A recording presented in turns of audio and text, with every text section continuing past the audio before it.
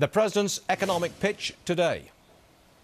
That's why America has to make the investments necessary to promote long-term growth and shared prosperity, rebuilding our manufacturing base, educating our workforce, upgrading our transportation systems, upgrading our information networks. Well, sounding a lot like his old pitches. New investments in education that will make our workforce more skilled and competitive. We need to invest in high-tech manufacturing centers. New investments in renewable energy and technology that will create new jobs and new industries. Laying down faster railroads and broadband. Modernizing our schools. If we committed ourselves to investing in these possibilities, just imagine what it could do. Now to pitchman extraordinaire, Donald Trump. All right, Donald, maybe the problem's not the president's pitch, but his product. What say you? Well, it's very sad because it's all talk, no action. You know the expression, all talk, no action. This is a case of it. This has been going on for years. I've been hearing the same speeches for years. This was a really long one. And it seemed like it was very, very similar, as you just heard there, to speeches that he's made in the past. In fact, he made a very similar speech in 2005 in exactly the same place. And people are saying, look, there's nothing new here, certainly not today.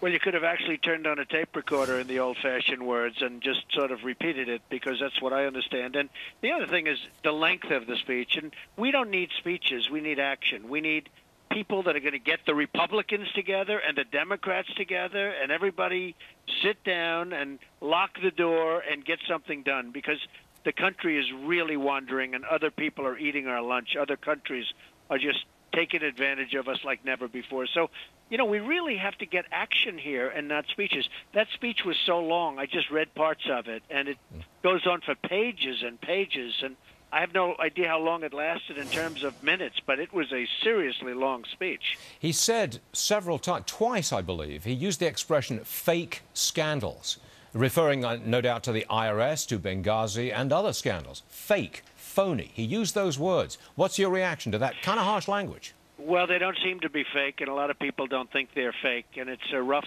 statement to make when you say that, because everybody knows what's going on in Washington, and they're seeing what's going on. So it doesn't seem to be fake, but that's not my scene. I just wouldn't know. It is a rough statement to make, though, I think, in light of everything that's come out. All right, at the end of the day, you don't particularly care for the product that we've got here in America. Do you think that the president is likely at all to change course?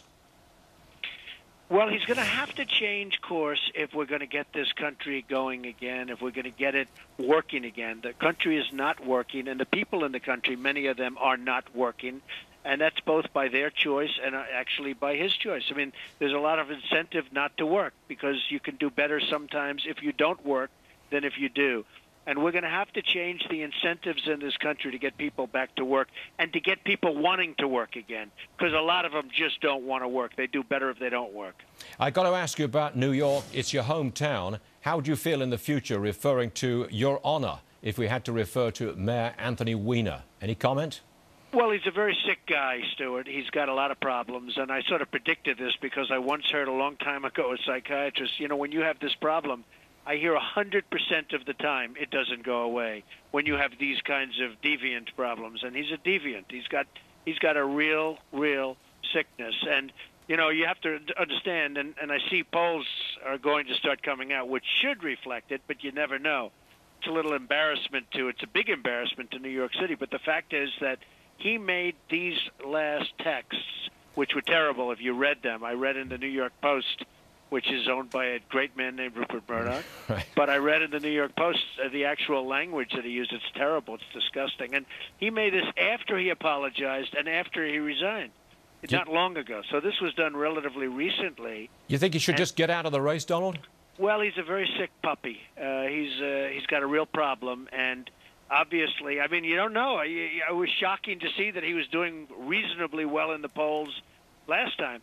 But this is now, after the apology, he gets up in front of the world and he apologizes and says it won't happen again, and it happened again. So, you know what? New York has enough problems without this. But do you think there's a remote chance that he could still win? Well, I'd have to see the current polls. The last poll, certainly you could say that. He was in first or second place in virtually all of them, which was shocking to a lot of people, and especially to people. You know, I've known him over the years, and he's a bad guy. and I've known him for a long time. He's a bad guy, and he would have done a terrible job. When you say But a bad guy, define that other than the sex thing. Well, he's a screamer and a shouter, and he's not nice to people, and his staff can't stand him, and lots of people that know him can't stand him. And you see that. You know, when he got himself into trouble, he had nobody that came to his defense, actually until recently his wife, which is nice that his wife, I wonder how long that's going to last. But he had nobody that came to his defense. You know, usually when guys get in trouble, they have somebody. There's somebody that comes to his defense. He had, from the president all the way on down, he ought to get out of office, he ought to resign, et cetera, et cetera. I mean, he had nobody helping him, nobody defending him, and actually going out of their way to go get him. He's a guy that is a bad person, a bad way about him, and people don't like him. Now, that's aside from his sickness, but he's got a real sickness. Donald Trump, thank you very much, as always. Thanks, Donald. Thank you, Stuart.